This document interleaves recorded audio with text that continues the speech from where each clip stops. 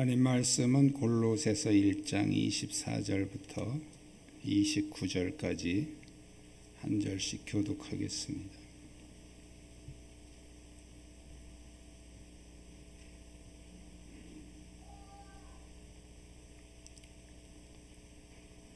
골로새서 1장 24절부터 29절입니다. 나는 이제 너희를 위하여 받는 괴로움을 기뻐하고 그리스도의 남은 고난을 그의 몸된 교회를 위하여 내 육체에 채우노라.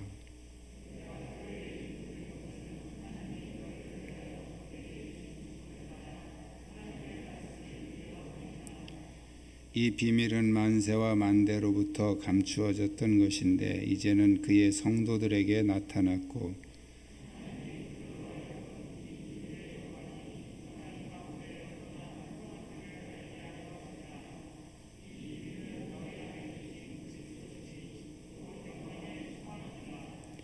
우리가 그를 전파하여 각 사람을 권하고 모든 지혜로 각 사람을 가르침은 각 사람을 그리스도 안에서 완전한 자로 세우려 함이니 이를 위하여 나도 내 속에서 능력으로 역사하시는 이의 역사를 따라 힘을 다하여 수고하노라. 아멘.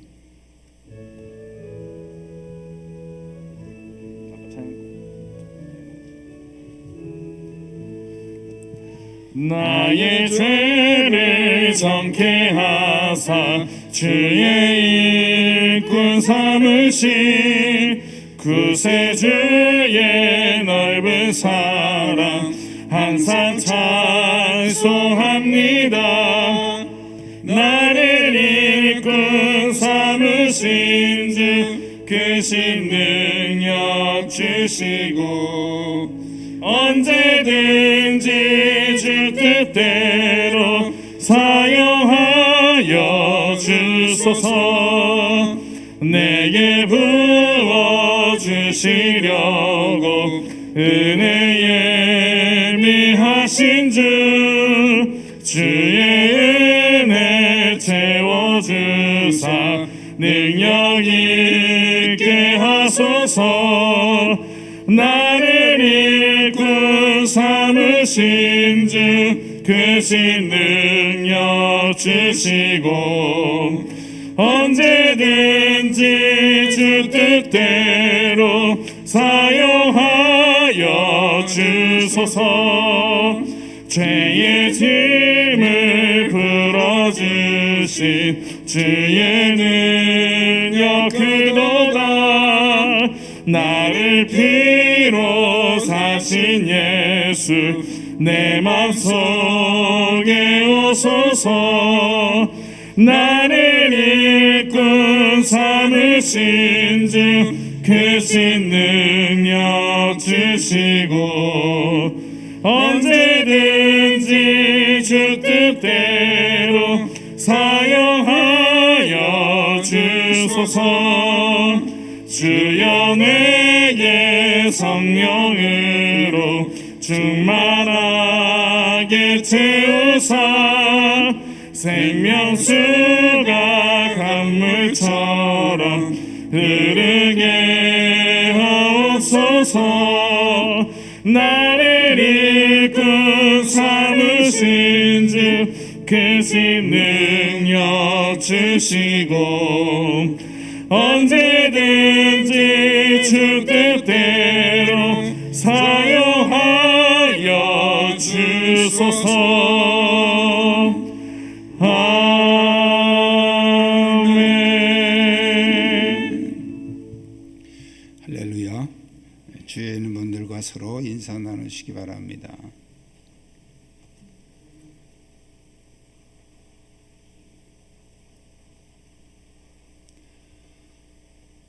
바울은 그리스도에 대한 잘못된 이단 사상으로 몸살을 앓고 있는 골로새 교회를 위해서 기도하며 그리스도께서 우리를 위해서 친히 화목제물로 십자가에 죽으셨음을 증언하고 오늘 본문에서는 자신의 모습을 간증하면서 힘을 다하여 수고한다 그렇게 소개하고 있습니다. 이것은 바울이 내가 이렇게 했다 하는 것을 자랑하려고 하는 게 아니고 우리 그리스도인들이 무엇을 위해서 수고해야 하는가 하는 것을 자신의 고백을 통해서 말씀해 주고 있습니다. 그래서 오늘 우리는 무엇을 위해서 우리가 수고해야 할까 함께 생각하면서 은혜를 나누기를 원합니다. 우리 한번 따라하겠습니다. 하나님의 말씀을 이루기 위해 수고합시다.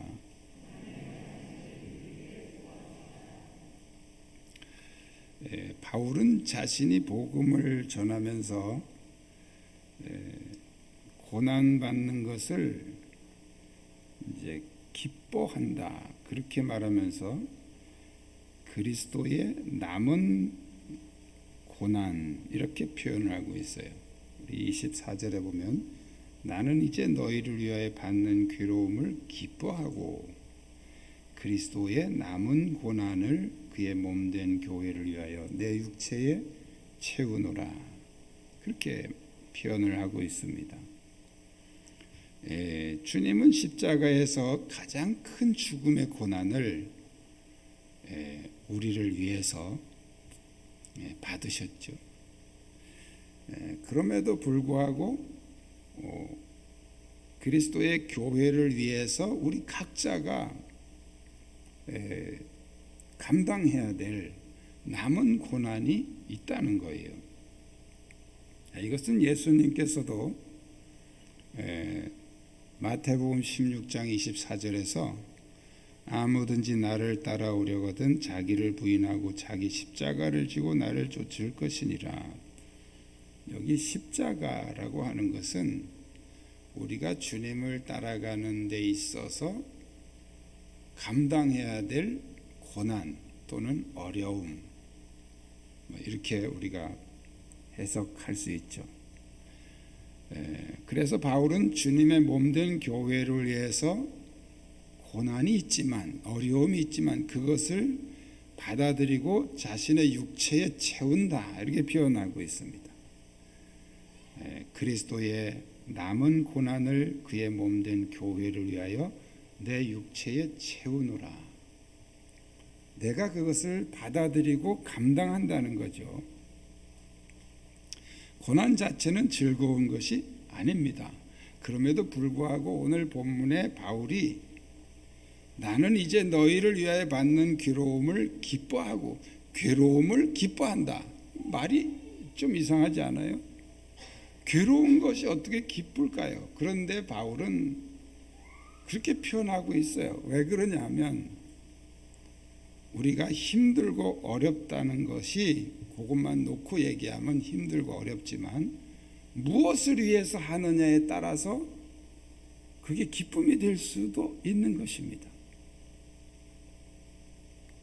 다시 말씀드리면 어떤 가치 있는 일을 위해서 우리가 고생을 한다면 그 고생은 즐거움이 될 수 있다는 거예요. 우리가 세상에서도 가치 있는 것을 얻으려면 그만큼의 고난을 감수해야 됩니다. 아무 고생 없이 그냥 내가 원하는 것, 내가 좋아하는 것이 내 앞에 덜커덕 떨어졌다. 이건 도깨비 신앙이에요. 의외로 한국 사람들은 이 도깨비 신앙을 가지고 있습니다. 그래서 한 방에 오케이, 일확천금을 한꺼번에 왕창, 뭐 대박 이런 얘기를 좋아해요. 대박 난다. 예. 그런데 그런 건 없습니다. 우리는 모든 것이 가치가 있는 만큼 그만큼의 또 고난과 고생과 어떤 것들을 희생하고 치러야 되는 거예요. 그게 정상인 겁니다. 우리가 고난 없이 좋은 것을 얻겠다고 생각한다면 그것은 허황된 생각이고 조금 전에 말씀드린 대로 도깨비 사상이죠. 우리가 영생을 얻는다면 그 영생도 우리에게 그만큼의 우리는 어떤 고난과 어떤 대가를 지불해야 한다고 우리가 우리가 생각한다면 그게 맞는 겁니다. 바울은 교회의 일꾼이 되어서 기쁨으로 고난을 받으며 수고하는데 그것은 바로 하나님의 말씀을 이루기 위함이라고 고백하고 있습니다. 오늘 성경에 보면 바울은 왜 주님의 일꾼이라고 하지 않고 교회의 일꾼이라고 했을까요? 교회는 주님의 몸이고 또 우리의 삶을 가장 구체적으로 주님께 드릴 수 있는 현장이 바로 교회입니다. 여러분이 교회를 위해서 전도하며 봉사하며 또 수고하는 것은 하나님의 말씀을 이루어가는 것입니다. 왜 그럴까요? 그것은 바로 주님의 몸된 교회를 세우는 것이기 때문이죠. 해마다 연말이 되면 이제 목회자 가정에 전화가 오는데 이 전화 올 때 종종 긴장을 합니다. 목사님, 저 올해까지만 할래요. 내년부터는 못하겠어요. 이 말 나올까 봐.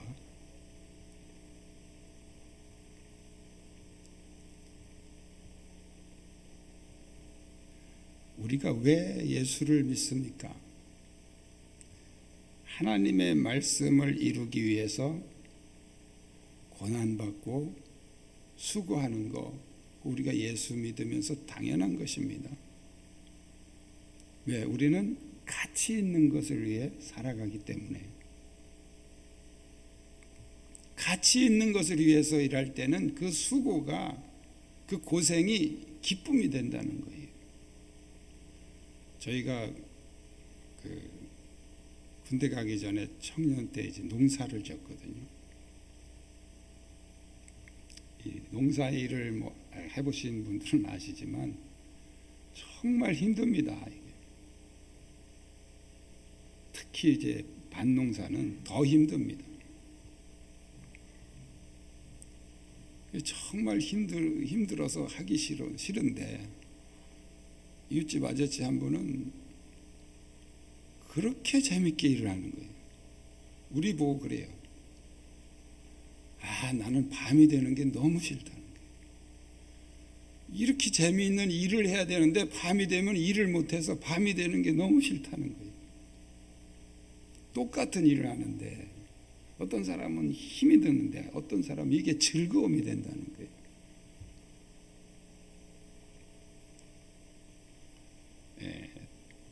우리가 똑같이 고생을 해도 무엇을 위해서 하느냐에 따라서 그 고생이 즐거움이 될 수도 있고 정말 지긋지긋한 고난이 될 수도 있는 것이죠.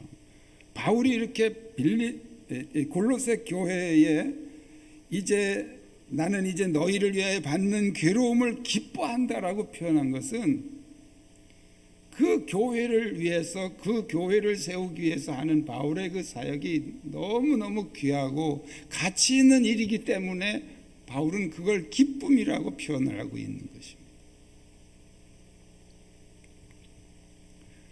한 해를 마무리하면서 그동안 나는 교회를 위해서 얼마나 수고했는가.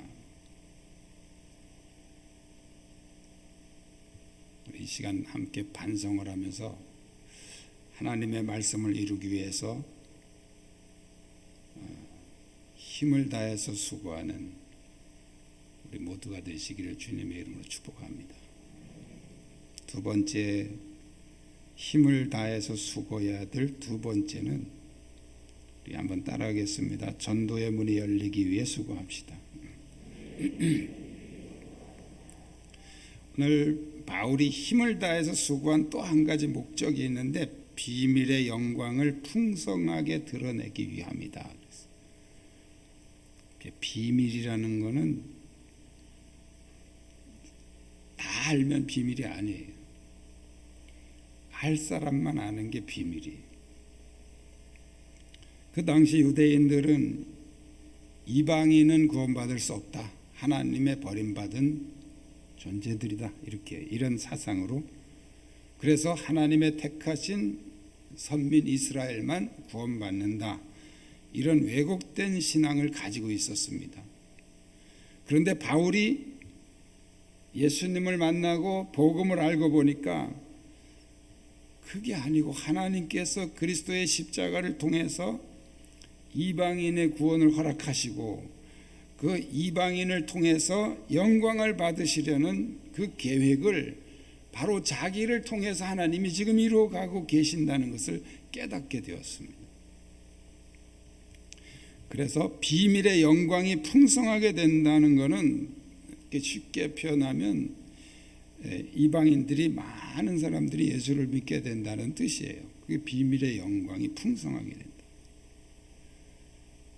우리가 교회를 위해서 힘을 다해서 수고해야 하는 이유는 바로 우리를 통해서 전도의 문이 열려지게 된다는 거예요. 전도의 문이 열려지게 하기 위해서라는 겁니다. 성도들이 교회를 위해서 아무것도 하지 않는 교회는 전도되지 않습니다. 교회를 위해서 즐거움으로 전도하고 즐거움으로 봉사하는 성도가 많은 교회가 자동적으로 부흥하게 되는 것입니다. 지난 한 해 동안 여러분의 신앙생활은 어땠습니까? 예배나 봉사, 전도 아무것도 못했죠. 코로나가 설치는 바람에 한번 우리는 자기를 이렇게 진단을 해보셔야 됩니다. 나는 코로나 때문에 참 편하다. 코로나가 안 좋은 것도 있지만 아무것도 안 하니까 편하고 좋은 것도 있네. 이렇게 생각을 했으면 또 반대로 코로나 때문에 전도도 못하고 뭐 봉사도 못하고 아무것도 못하니까 너무 답답하고 힘들고 안타깝고 속상하다 이런 생각을 했는지 뭘 하고 안 하고를 떠나서 우리 중심에 우리 마음 속에서 우리가 코로나 때문에 너무 편하고 좋구나 이런 생각을 한다면 그런 사람들을 통해서는 전도의 문이 열리지 않습니다. 너무 답답하고 안타깝고 속상하고 빨리 이게 해제가 돼야 우리가 자유롭게 할 수 있는데 이런 생각을 하는 그런 사람들을 통해 전도의 문이 열리는 것입니다. 그 전도의 문, 이 전도라고 하는 것이 꼭 교회 와서 뭐 거리에 나가서 전도지 돌리고 막 이것만 생각하시면 안 돼요. 여러분 삶의 현장에서 지금 여러분이 사는 그 동네에서 기도하면서 나를 통해서 어떻게 전도의 문이 열릴까 하나님 지혜를 주세요. 기도하고 생각하고 고민하면 성령님께서 지혜를 주실 거예요. 그것은 여러분이 정말 편하고 즐거운 게 아니에요. 말 그대로 고난, 어려운 거예요. 남들이 안 하는 거. 남들이 다 하는 거는 별로 의미가 없습니다. 남들이 하기 싫어서 안 하는 것, 그런 어떤 것들이 크고 작고가 중요한 게 아니고 아주 사소한 거라도 그런 것이 보여지거든 내일부터 계속 하십시오. 가능하면 정해진 시간에 매일 하십시오.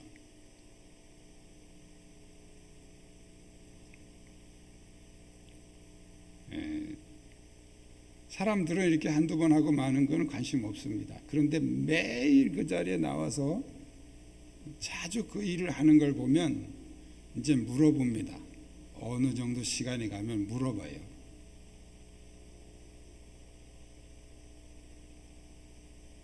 아는 사람이야, 얼굴 아는 사람이야 잘 안 물어보겠지만 잘 모르는 사람은 어디서 나오셨어요? 이렇게 물어봅니다.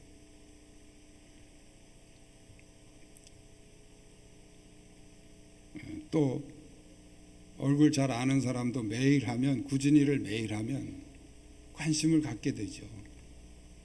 이렇게 왜 이렇게 매일 거기서 청소를 하고 그래? 그 청소부들이 다 하지 않나? 이렇게 얘기를 하죠. 그럴 때 이제 여러분들이 교회를 자랑하고 나 청광교회 다니는 권사인데 이거 그냥 우리 집 앞 써는 거야. 우리 동네니까 하는 거야. 이렇게. 그 사소한 것들이 사람들의 마음의 문을 열게 됩니다.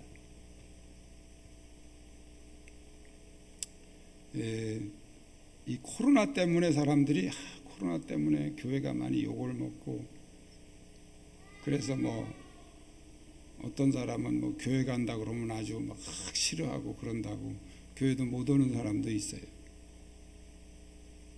그거는 코로나 때문이라는 건 하나의 핑계고, 정말 여러분들이 자기 동네에서 그 집 근처에서 주변에 있는 사람들에게 정말 신뢰를 얻었다면 욕하겠어요? 욕 안 합니다.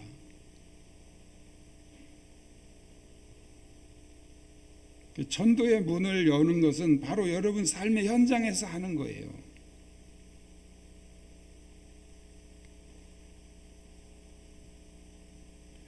지난 한 해를 우리가 반성하고 회개하면서 전도의 문이 활짝 열리도록 우린 기도하면서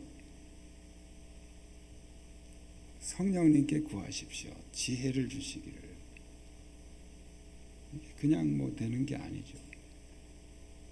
그래서 성령님이 감동을 주시거든 바로 실행하십시오. 그것을 오래 하십시오. 오래. 죽는 날까지 하겠다 생각하시고 오래. 몇 달이 아니고 몇 년. 내가 힘이 있는 데까지는 일을 하겠다 이렇게 생각하시고 꾸준히 하십시오.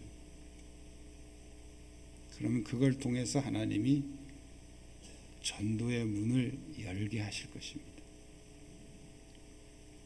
세 번째는 따라하겠습니다. 완전한 성도를 세우기 위해 수고합시다. 우리가 글을 전파하여 각 사람을 권하고 모든 지혜로 각 사람을 가르침은 각 사람을 그리스도 안에서 완전한 자로 세우려 함이니. 그리스도 안에서 완전한 자, 이게 뭘 말합니까? 온전한 믿음, 성숙한 믿음의 사람으로 세우려 한다. 바울이 권면하고 가르치며 힘을 다해서 수고하는 세 번째 목적은 바로 성도를 완전한 자로 세우기 위함이다. 이렇게 고백하고 있습니다. 그런데 그 주님을 위해서 수고하는 것은 나 혼자 하는 것이 아니라는 거예요. 이미 주님께서 먼저 내 속에 역사하시고 계신다는 겁니다.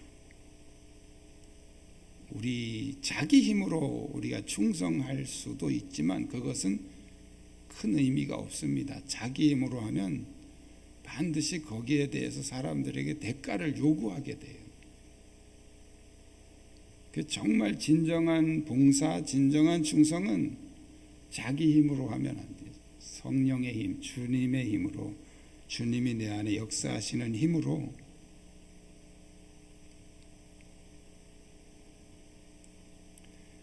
많은 사람들이 교회에서 봉사하는 것을 못한다고 거절을 합니다. 어떻게 보면 겸손한 것처럼 보이지만 사실은 내면에 깊이 들어가서 보면 그것이 불신이고 교만입니다. 내가 못한다, 나는 못해요 라고 하는 것은 내 안에 역사하시는 주님의 능력을 인정하지 않는다는 거예요. 주님의 뜻을 동의하지 않는다는 것이죠. 그것이 교만이고 불신입니다.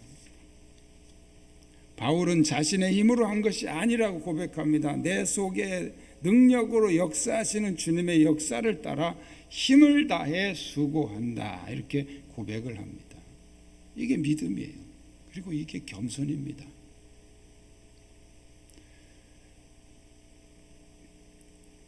나 하나만 신앙생활 잘하면 되는 게 아니에요. 우리 그리스도인들은 내가 먼저 바로 서야 되지만 또 주변의 다른 사람들을 서로 세워줘야 됩니다.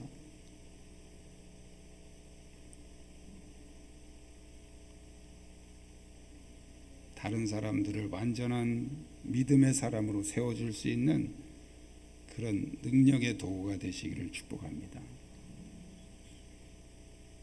우리가 어떻게 신앙생활을 했는가에 대한 채점표는 주님이 오시는 날 정확하게 계산이 됩니다. 여러분이 주님의 교회를 위해서 수고한 대가도 정확하게 계산됩니다. 저는 여러분의 잘못을 공격하려고 그러는 게 아닙니다. 여러분이 미래에 받을 상급을 위해서 가치 있게 살라고 권면하는 것입니다. 우리의 삶은 반드시 계산이 됩니다. 주님의 몸된 교회를 위해서 수고한 그 수고비는 반드시 되돌려 받습니다. 주님의 몸된 교회를 위해서 바울과 같이 힘을 다하여 수고하는 우리 모두가 되시기를 축복합니다. 기도하겠습니다.